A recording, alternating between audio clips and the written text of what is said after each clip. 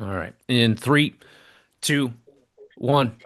Back at it here on the Alaska Sports Talk Podcast. So glad to have you along wherever you get your podcasts, whether that's Spotify, Apple Podcasts, wherever you like and subscribe. So glad to have you along. Special edition of AST, Brad Lowers, Nick Sorrell from down on the peninsula with Radio Kenai, and then Isaiah Freeman, also along with you, Keaton Homer here as well. A lot to recap. Division Two playoffs, state championships in football last week, and then also D3 as well. So we'll recap those games. We'll get to a little bit of high school volleyball as well.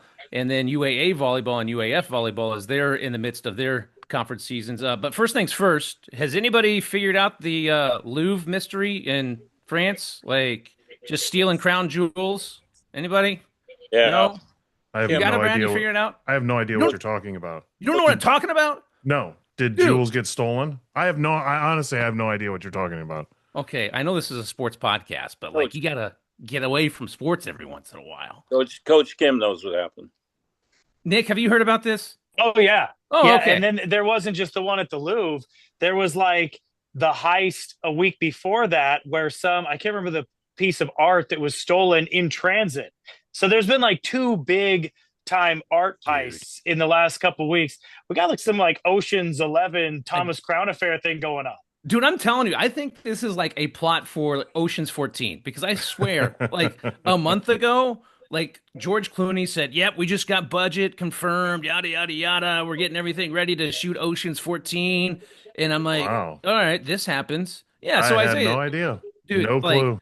busted into the Louvre, stole some Napoleonic crown jewels from like the 1800s, and they left like the most valuable piece behind. They dropped like a crown that has like over 100,000 diamonds in it or something like that. Good And grief. like they did this all in like 7 or 8 minutes. Boom, in and out. Well, and they used cranes to go in, and then they got away on scooters in the city. And my kids What? are like, how did they get away on scooters? And I'm like, have you seen the Thomas Crown Affair? I mean, the guy puts on a bowler hat, and then everybody around has bowler hats, and he just disappears into the crowd. If you've been to Europe, there's scooters everywhere. Oh, yeah. Everywhere. So I mean, it's like I think they just probably got on the scooters grief. and looked like everybody else. I know, it's crazy. Why isn't there a guy sitting Wow. in a chair right next to the deal? I mean, why is it set up that it's possible, even possible?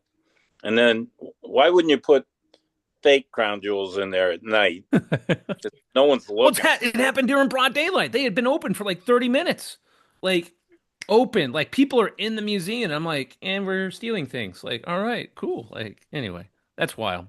If you haven't heard of this, like, look it up. It's insane. Like, That is it wild. is straight Ocean's movie type stuff. It is wild. So Isaiah, when you get a moment, like when Yeah, you're I'm gonna not have to busy take a look. with Wolverine stuff and other sports stuff, like look it up. Like it's crazy. You think It's on my going list. bad for us? It's on my list.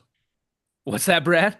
Well, you think it's going bad for you sometimes. Just look at the guy that was in charge of security there. Oh yeah. Yeah, that's probably gonna be discussed, I'm sure. Wonder if that's like the living nightmare of everybody who's in charge of security at like a major museum, that they will gotta be the be. ones that are victimized of like Gotta a be. movie style heist. I would think it's got to be up there. It's Gotta be 100%. Gotta be the worst. Has to be. Like that is the worst thing that could happen. Crazy. Well, I know that you love hearing things outside of sports, but we are a sports talk podcast, and obviously last week, big weekend in high school football with D2 state football championships between Soldotna and Lathrop. Myself, Brad Lowers, Nick Sorrell were down at Colony High School, had the opportunity to see that state championship game. And Nick, I know you have followed Soldotna pretty much the entire season and have been there the entire way. They run the table yet again. They pick up their 15th state championship. It wasn't, at least through the first half, it was kind of, all right, Soldotna's up, 3 scores, 2 scores, got within 1 score at one point. It looked a little murky there for a second, but then Soldotna pulls away in the second half to win the 3rd consecutive. But just kind of maybe recap a little bit of their season and how historic this is for Sohai. Well, so it's their 15th state title overall. And with the win, Coach Brantley is now 176-10 in his career. Last year, he passed He became the winningest coach all time in Alaska football history. I mean, he has the highest winning percentage of any high school football coach in the United States of America. So, I mean, it's crazy. What they've been doing, and all around this very simple Novocaine style offense called the Power T. And it is all built around deception. There's no strong or weak side. You line up 2 tight ends and 3 running backs in the backfield. It's a very tight formation. And so just team defenses don't know who to follow. The layered approach to taking the football is a very unique handoff style. And the game was good. What it came down to for me was it was just like Lathrop could not stop Sohai's offense. They could not stop. They had Sohai on their own 1-yard line, and it took the Stars 8 plays, all rushes, to go 99 yards and score a touchdown. And it's like they were averaging over 10 yards a carry. If you can't stop the run, if it's that effective, the only thing you can do is never let them have the football. And that period where Lathrop brought it from a 28-7 to a 28-21 game, they had 3 consecutive possessions where Sohai never got the ball. And so their offense moved the ball. They were effective offensively, but I mean, you got to get a defensive stop at some point. Yeah, and you mentioned how they got 3 consecutive possessions. They had that onside kick there towards the end of the first half that they recovered, which helped them out and get that extra possession, which was kind of, I don't know if I was expecting onside kick in that situation. But you're right. They had to steal a possession some way, somehow, and they ended up getting one there. Did they cash in on that onside kick? I don't think they did. Yeah. No, they needed to. Yeah. That would have been huge going into halftime. But, yeah, 3 straight possessions. They got within 1 at 28-21, but then Sohai has 2 back-to-back possessions that were 1 drive, right? You had Wolverton going for the touchdown, and then you also had Hall as well. Going for that long TD where he rolled over the top of the guy and whatnot. But Sohai came into the game averaging well over 300 yards of rushing offense per game. And then to do it in, the fashion that they did as normal, I mean, on the ground, Wolverton running for touchdowns. He had over 100 yards rushing. I'm pretty sure that Walden as well. I think he was close. Chase Hall over 100 easily, but I think Stars finished the game with 487 rushing yards. That's crazy. And Wolverton had 188, Hall had 160 some, and that after Lathrop made it 28-21, Sohai went down the field and scored. Then they blocked a punt, scored on the next play, and then Lathrop's next possession they fumbled it, and then Sohai went 68 yards on 1 play. So in 3 plays, essentially they tripled their lead, and or not tripled it, but they added 3 touchdowns. And it's just that offense is relentless. So we'll see what Coach Baylash comes up with next year, because I actually think that these 2 teams are going to play each other again in the state championship, which would be the 8th straight time. They have some really talented underclassmen and some really talented juniors. Wilson Lawson, their wideout, really good. I was very impressed. Yeah, I was impressed by their quarterback, their sophomore, John Scott. I had him with 228 yards all season through the air. He had like 297 yards in that game. So, I mean, he looks solid. They've got a good team in the coming years. They do have a good team in the coming years. And I was kind of going to ask you about, Soldotna. They're losing some key pieces. I mean, they have some seniors on this team. I mean, you had Owen Buckby, Wolverton, Galen's son, the center, remind me of his first name. Elias, yeah. And so, I mean, they're losing some key pieces up front, too. I'm kind of curious, they always seem to reload, right? I'm sure they got some people in the wings, coming up and ready to go. So I'll be curious. You've seen the younger level teams. How are they looking in comparison, as they come up for varsity? It's funny. It's this weird thing with Sohai where it's like once they learn the offense, that's when it takes off. You go back and you look at Sohai's C team, and they're good, but they get beat, and even their JV can fall in some games. But you can see, like, as they come in as freshmen and start to learn that offense from year to year, where all of a sudden they dial in, they lock in, and then it's just like they can't they just can't be stopped. Like I said, it's such a unique and simplistic offense that nobody can really seem to crack. But yeah, as far as what they have in the next couple years, they do. They just retool. They have. I mean, they've got like 90 kids that play football for Sohai. I mean, it's tons of kids come out to play Stars football, and so I mean they'll bring a lot of kids back. And the one thing I've learned over the last 15 years with this Sohai team is you just can never say like, well, I don't think they'll be the team this coming year, because they like take it personally. So. Yeah, it always seems to be like, you're not going to be as good as next year's team, right? That's always kind of the thing. You can't do it. Yeah. And then it's just like, okay, yeah, you are just as good. That kind of thing. Yeah. Brad, what was your takeaways from the D2 championship game last weekend? Well, like what Nick says, the way they run their offense, they carry out their fakes, they play it with such great energy.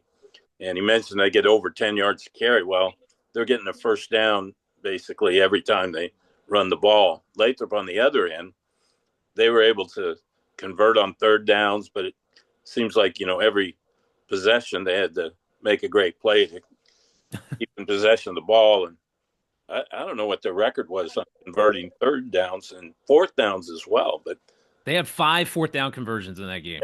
So, if they hadn't played that well, just think what Soldotna would have done with that. And then I talked to Coach Brantley after the game and interviewed him, and he talked about them carrying out their fakes and how they work on it a lot. They're the best. There isn't anybody that compares at carrying out fakes. And he likes it when they, take off down the field unnoticed. But he says, even when they get an inadvertent whistle, so they get the referee, they're even fooling the referees, they're proud of that, so they take so much pride in being able to do that. And then I got to agree, and I think you and I talked about it in the booth, John Scott, he had a little trouble receiving the snap sometimes, but he made some amazing plays. And then Lawson, caught a lot of the big passes downfield. And yet those two weren't even player of the game. Right. Yeah. Right. I was kind of shocked by that. I'll be honest. Like when Luke Skinner is a fantastic player, right? But Soldotna held him in check for all intents and purposes. Soldotna's defense really kind of took him out of the ball game and forced, Wilson Lawson to make plays, and then also forcing John Scott to make plays as well. Because I think coming into the game, like Luke Skinner had like over 900 yards rushing, somewhere in that neighborhood on the season, and they like 1,500 yards offense all purpose. Yeah, that's insane. I mean, so for Sohai to take him out of the game completely, I think speaks, to their defensive game plan. But I was shocked that he got player of the game for Lathrop. It's like a career recognition because it wasn't necessarily a player of the game.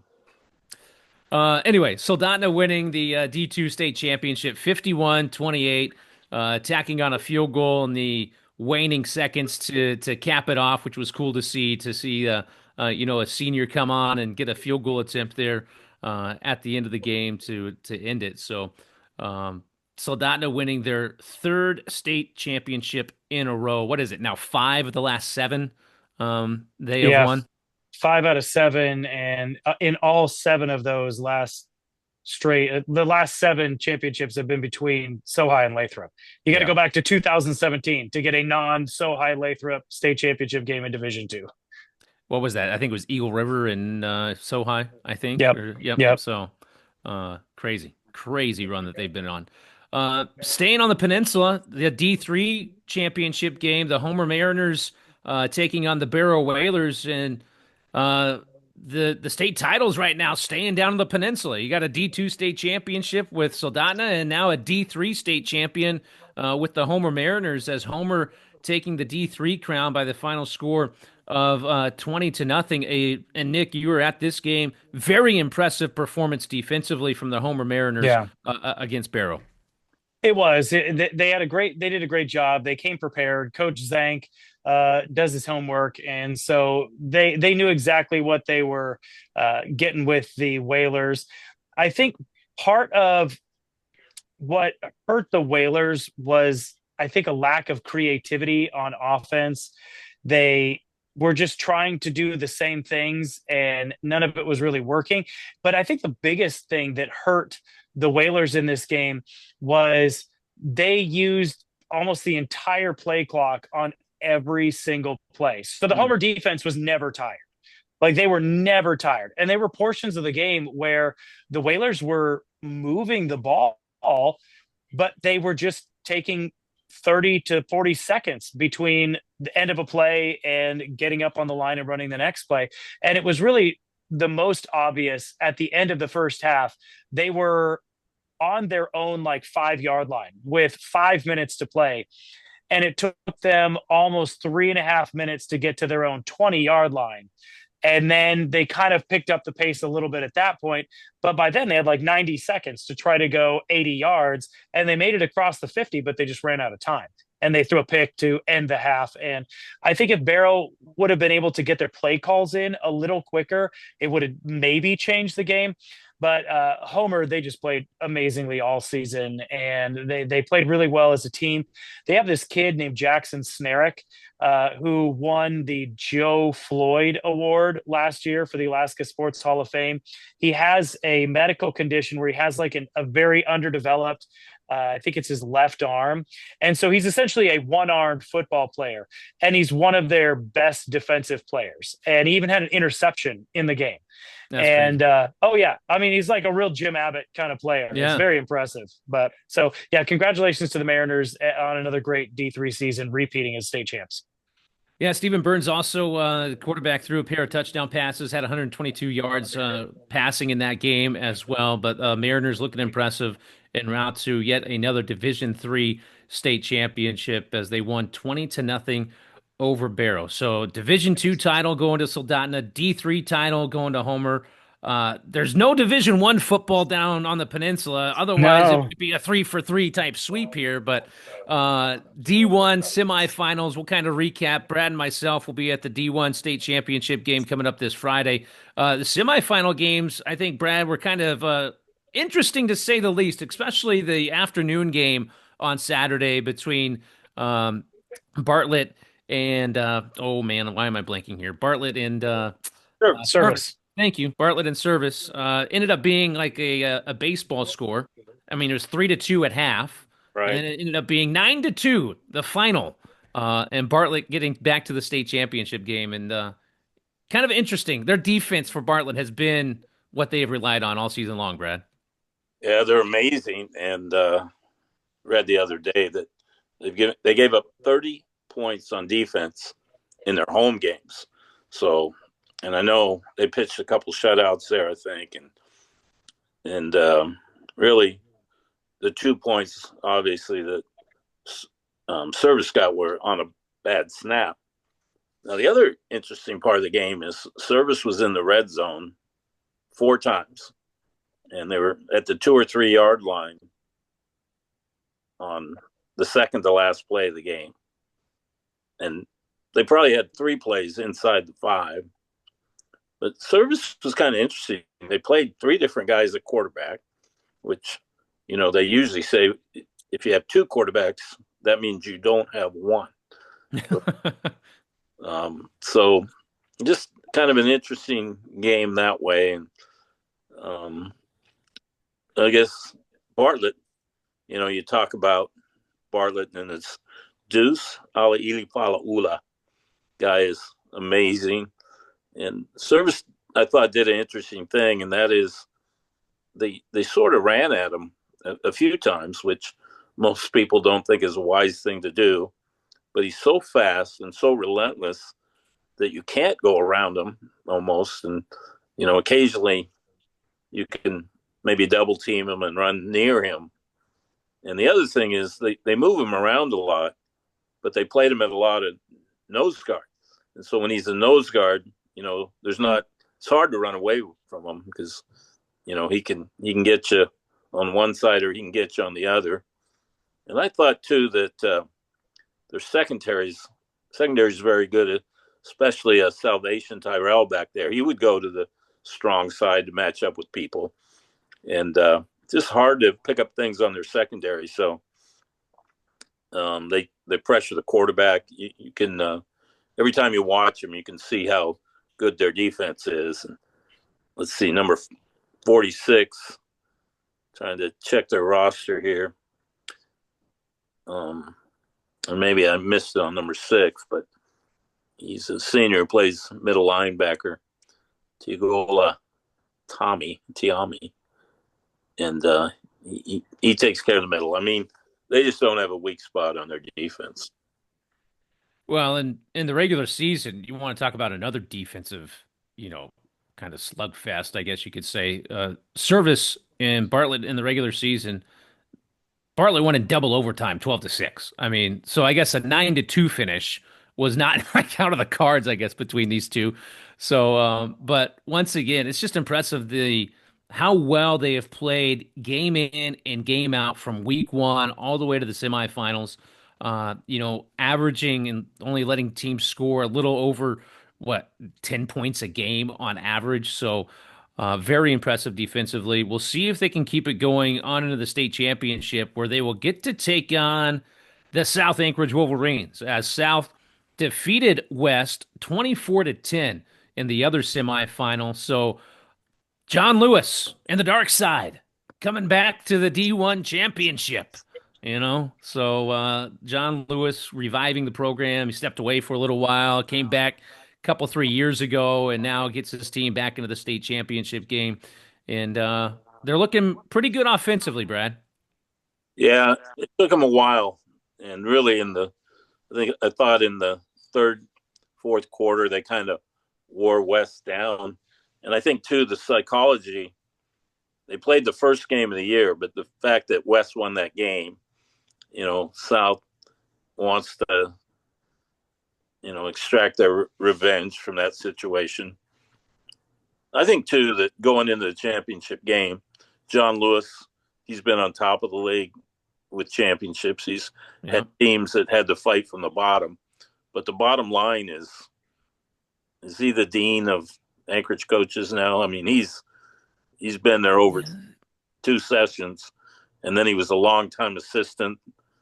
So, he's got experience, and he's been there before, which I guess is also what you call experience. But I just think, that's a little, Bartlett, they have good schemes and good plan, good player, good coach. But in terms of their staff's experience, it's hard to match up to all the things that John Lewis has seen in his career. I think with South, it's just going to come down to how can Bartlett mitigate Ethan Yarrington. He's been an incredibly effective running back all season. And from what I've seen of him, his thriving on second effort is just kind of what I've seen from a lot of his runs. Like both of his scores in that game in the first quarter and in the fourth quarter were short yardage situations and stopped on the first effort, scoring on the second effort. He has over 1,000 rushing yards this season, 22 carries for 121 yards in the game. And so anyway, he's a really talented kid. Yeah, he certainly is. Oh, go ahead, Brad. Sorry.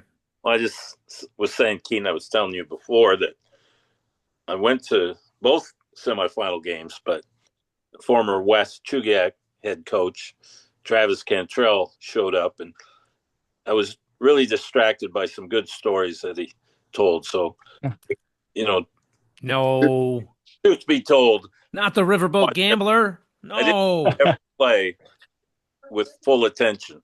Okay. All right. Well, that's fair. I mean, anytime you get sucked into a Travis Cantrell story, you're not getting out of it. Like, you have to find some major excuse, like a death in the family, to walk away from the story almost. Like every 3 or 4 years, we have a really good talk. Yeah. Yeah. Bartlett and South going at it. They played back in week 2 of the regular season, and it was a classic. It went to overtime, in which South eventually ended up winning 14-7 in OT. So this one seems like it could have the makings of something similar here in the state championship game. Friday night, Colony High School, 7 o'clock, under the lights out at Colony. So if you can make it, you can get your tickets online, ASAA365.com. You can also purchase them at the gate, or if you can't make it in person, the NFHS network will have you covered as well. Myself, Brad Lowers, will be on the call for the D1 state championship. So D2, D3 in the books, football season done. The other season that's still going on, I swear, it's the longest high school season there is. High school volleyball is still going on. As we get into the late stages of high school volleyball season, slowly making our way to postseason play. And Nick, I know you've been keeping a beat on things down on the peninsula. How are teams looking down there in terms of high school volleyball? On our sports talk show, The Replay, we've had the Kenai team, the Nikiski team, and the Soldotna high school team on, and we have been Sarge Truesdale, Nolan Rose, and myself. We have been just so high on volleyball in Alaska, but really on the peninsula right now. It is, you have the last 4 division or 3A state champions, the Cardinals, a 3-peat, and then Nikiski in a great run last year to the championship. You were there for that game when they won 6 games. They lost their first game and then had to do 6 games in 3 days and had to beat the Cardinals, the 3-time defending champions, twice. So high volleyball's on the rise. They've had some tough games against Colony, but the Stars look good in 4A. Diamond obviously is kind of really owning 4A right now. They're playing really good volleyball. But even teams like Homer and Seward, which are smaller teams, we really don't know what it is, but there's been so many great rivalries over the years down here on the peninsula. But right now, like, volleyball is king. I guess I should say queen, because it is the competition is so tight, and the teams are just driving one another to be good. I think it really comes down to like youth. Club volleyball has taken off down here, and no surprise, after it's taken off, we see these teams getting really good. But I'm really excited to see how these 3A and 4A tournaments shape up. Yeah, the last matches are coming up here in the next couple of weeks. I think the final regular season matches and conference championships are like November, like early November, like November 8th or something around that time frame is when the final regular season and conference championships start wrapping up as we get into the last couple of weeks of the season. Brad, before we went on the air, I know that you mentioned that there's a tournament that was coming up that might feature some of these teams. The Diamond Service Tournament, and really that's as well attended as any tournament you see, and it's kind of a preview of the state tournament. It's also a chance to look at some teams that you don't see as often, us here in Anchorage, from other parts of the state. I think Kenai, as Nick mentioned, is how solid a season they're having. Trying to think, maybe the West Spectacular, but they finished like tied for 3rd in one of those tournaments that contain virtually all the big schools. So, that's a pretty impressive thing, certainly on their part. But they'll play the 25th and the 26th. And Keaton, one thing I think is kind of interesting this week, knowing that South football is in the state championship, South made arrangements, let's say, to play their pool play on Friday, to where they would have a chance to get up to Colony to, support their fellow athletes at South in the state championship game. So I always think a good athletic department is not one where somebody's trying to get all the money or all the attention or whatever, but they support one another, and usually those athletic departments rise to the top. Well, and I mean, it's awesome that they want to try to do that kind of thing, but you also can't sacrifice, opponents and, their schedules either. I mean, you got teams that are coming up and things like that and making travel arrangements and things of that nature. And I totally get it. I want students and student body and other student athletes to be able to go attend these types of things. And it's great that they're trying to make those arrangements, but hopefully it's not happening at the sacrifice of, teams that are coming in from out of town or anything like that. But I did research there, and what's happening is teams are moving, but only one spot, not to anyone else's disadvantage. Okay. And so that's a good thing. The other thing is, I think Yeah. South, their last games in pool play start at 6:40, so they're not going to get over those. Although I imagine they'll try to finish those off as soon as they can, but they aren't going to be able to get on the road. So, yeah, it's gonna be tough. Can it be done? Maybe it's an overtime game, and maybe they get it in an extra quarter. Who knows? You get a little extra time to buy, try to make it out there. It's really up to their helicopter. You have. I knew they had a helicopter. Yeah, I knew it. So that's all going on this weekend as well, along with the state championship game happening. So you can find the schedules online, ASAA365.com. Find out all the other scores from around the state and things like that. Nick, is there anything else happening down on the peninsula, sports-wise, that we need to know about? So just kind of a small cool thing, but Pop Warner just wrapped up in Alaska last week, and we had a junior peewee team that won a state championship for the first time in 12 or 13 years. And so that's a group of 9, 10, 11-year-old boys. And we're actually sending them down to Reno. They were invited down there for the regional championships. And so they'll be down in Reno in November competing for a regional championship. There's a couple Anchorage teams. There's, I think, the East Side Anchorage Eagles are also going to go. And the Matsu 49ers, little guys, the Mighty Mites, the 7 and 8, 9-year-olds, they're going. So a few teams from Alaska going to those regional championships. But, it's Pop Warner's an interesting one because there's no breakdown in divisions, right? It's everybody versus everybody. So it's kind of like what was high school football in Alaska like in the 90s, before they split it into multiple divisions. And so, when we get a team that goes and takes care of business and wins a championship, we're like, hey, that's all Division I teams in 4 years, 5 years that, you guys are doing it against. But they outscored their opponents 257-16. Wow. This season. 16? Yeah, 257-16. So that's wild. Yeah, they were pretty good. To 12. Oh. They only gave up 2 touchdowns all season. So, but that's really it. I mean, that's some of the biggest things. The Peninsula Ice Challenge is the kickoff for hockey, high school hockey. That's next week down here. Really excited about that going. So we'll have lots of broadcasts for hockey coming up. That's crazy to think high school hockey is already here. I put that in the back of my mind already. I forgot that practice happened already. And I was like, holy cow. That's already upon us. So we'll be talking high school hockey here in the next couple of weeks as well. Isaiah, I know you've been quiet. Have you been looking into the Louvre thing? No. Oh, okay. No, I haven't. All right. I haven't looked into the Louvre. I've really been diving into Ocean's 14. All right. See, it's a thing though. Yeah. It's a real thing. I'm telling you, George Clooney, it's green lit. We're ready to go. And I think this is part of the plot. I think they got people. I'm not going to lie. I enjoyed 11, 12, and 13. So why not 14? Why not? Why not? Just saying. Why not? A couple of other things to mention here before we sign things off. UAA Volleyball, UAF Volleyball, both teams this past weekend. UAF in action up in Fairbanks, and they ended up sweeping their opponents, Northwest Nazarene and Central Washington. They are still in the top 25 of the AVCA coaches poll. They come in at number 21 this week, does UAF. So staying in the top 25. They didn't move a spot, stayed where they were at.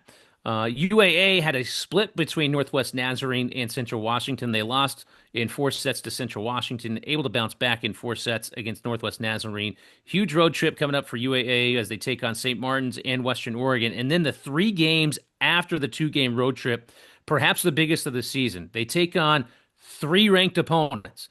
UAF, Simon Fraser, who's in the top 10, and Western Washington also in the top 10. So some huge volleyball matchups coming up for UAA here in the next couple of weeks. So keep your eye on that. The GNAC conference, by the way, if you have not looked at it, the top 5 teams in the conference, the top 3, all in the top 25. And then you have Central Washington and UAA just on the outside of the top 25 receiving votes. So in D2 volleyball, the GNAC might be the best conference in Division II volleyball this year. So just keep an eye out coming down the stretch of the season for that. What are those games like?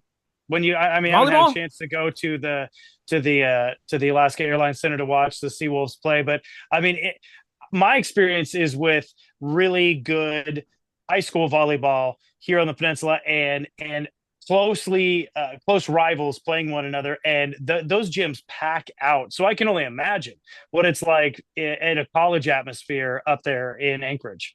Yeah, the last two games we had some things going on promotion wise, so that certainly helped out with attendance. And I think we had probably close to over 2,000 each night at the Alaska Airlines Center. Wow. On Central Washington, they had the Pink Night presented by Aurora Integrated Oncology, so raising money for breast cancer and breast cancer awareness against Central Washington. And then Northwest Nazarene, they had this event called Pack the House. And they were just trying to sell tickets, $5 a piece, sit anywhere you kind of want. And that worked out pretty well. The student section was awesome. The student section got free Raising Cane's chicken fingers. Like, they loved it. Oh my gosh. It was crazy. It was awesome. But then also the other kind of unique thing that has happened, and kind of mentioned this, is that, all the families that have been displaced by the typhoon in Western Alaska.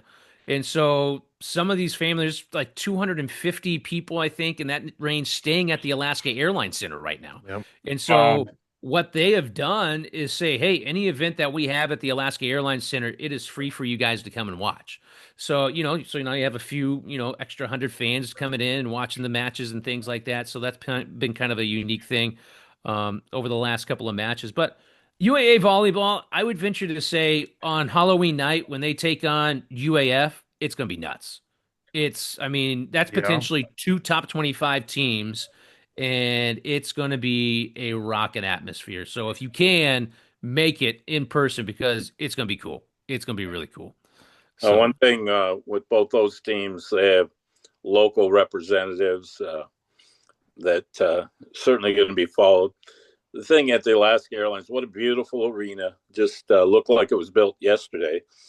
But even when they have, more fans than people have in other places, because there's such a good capacity there, it doesn't really look like a lot of fans. I guess the only time that's really different is during March Madness, who, we know who we would give credit for that. But that's really the only time that that center has really been at capacity for a sporting event. So hopefully this town, I think the other thing, Keaton, is, and it speaks to the good job they do in AST and around the state, is there's so many things offered. It's like back in the day, everybody went to the Glacier Pilots game. Well, now you're, off season, your team's traveling, you're playing baseball.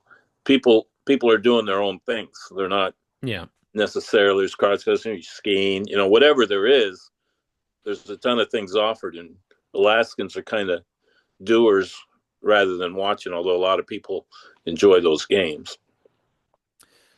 Yeah, and I think, I will say UAA, UAF, I feel like that's probably one of the more attended matches in person. I know that the first one up in Fairbanks, I want to say, and I know it's a smaller center, obviously, but they had like 1,800, I think, up there, which is big. That's a big crowd for UAF. Like, that's huge, right? So with this game being held at the Alaska Airlines Center, I would assume it's going to be somewhere in that neighborhood, if not more, for this Halloween match. I can only imagine how crazy it's going to be with student section. I don't know what they have planned, but I'm sure it'll be crazy. Good costumes. It better be Halloween too. So I've already been asked what I'm going to wear during the broadcast. I don't know. I'm going to figure out something, I guess. Something heist oriented. Yeah. Be topical. Right. There we go. There we go. There I like you it. go. I like it. Hey, now we got Get some crown jewels. You wear that There you go. shirt on. What's that, Brad? Something green, like your Something coat. green. There you go. Yeah. My Dallas Stars jersey, who lost today, the Columbus Blue Jackets. Yeah. Well, anyway. That's not so. Anyway. That's not so Yeah. good. Throw this one out here because college basketball season's starting here in a couple of weeks, which is another crazy thing to think about. But UAA's Elena Mack named preseason All GNAC. She's the lone representative on this year's UAA team, which is not surprising, given that everybody on UAA's team is brand new outside of Elena Mack. So she is the lone representative on this year's preseason all GNAC squad. Certainly deserving from the numbers she's put up over the last couple of years. One of the team's leading scorers last year for the Seawolves. So Elena Mack, shout out to her. First game of the year, by the way, November 7th. They will take on Northwest University. Back-to-back nights, the 7th and 8th at the Alaska Airlines Center. UAA men's basketball, I believe, starts around the same time frame as well. I think they actually start on the road, however. Let me double-check that before. Florida? Yeah, they're in Florida. You're right. Yep, exactly. So, yep, they're down November 1st down in Florida, taking on Florida Southern and Damon College as well in those two games before they come back on November 7th and 8th and take on Evergreen State. By the way, the game on the 7th, it's the slam dunk for education. So that's the ASD game. So they're going to have like all the screaming fifth graders, you know. That's a wild time. Yeah, it's going to be crazy. So anyway, one thing before we do leave. Yes, I do want to mention that the Anchorage Wolverines, although it's been a rough couple weeks with some of the scores, we do have a big event coming up this weekend. It's Face Off for the Fight. It's our annual cancer awareness weekend. So Imaging Associates, it's their weekend, and they're partnering with the American Cancer Society, and we do a big jersey auction. All the proceeds going to the American Cancer Society. So that's a big weekend. If you can come out and you like hockey, put on some jerseys and support the team in cancer awareness. Wolverines have a game Wednesday night, right? I mean, well, tonight or is it what? It's Friday, Saturday. Oh, Friday, Saturday. Saturday. Okay. For some reason, I thought we do have a game on Wednesday, the day before Thanksgiving. Oh, okay. Yeah. Maybe I saw something like that. I thought for some reason it was like tomorrow night, like when I looked at the schedule. No, oh gosh, no. Well, That'd be wild. No, I don't need that. Not yet. Oh, okay. All right. We don't need that. What if maybe you forgot the schedule? I'm just saying. Double check that there, guy. I don't know. Now I'm paranoid. No, I'm just kidding. Thanks a lot, Keaton. Hey, doing my best. Doing my best. You know, as a guy who loves to see the Mariners lose, let's not the do joy this. of watching the Mariners just collapse. Just scab right off. You why stay out in Eagle River with that attitude. Oh, okay. Yeah, that's We'll pretty brutal right there. My team didn't even make the playoffs this year, so I don't have too much to talk about. But I think there's like a German phrase, isn't there? Oh, go ahead, Nick. I was just say the Dodgers were waiting in the World Series like the final boss of a video game. Yeah, just like who's going to challenge them really? Otani's here, yeah. Just like all right, give me what you got. Well, what did you spend when they spend what $500 million on a team? I mean. It's all deferred payments though, guys. Like they're not paying for like 20 years or whatever. But it's going to be the Los Angeles Dodgers Day for like Bobby Bonilla Day for 20 years. Exactly.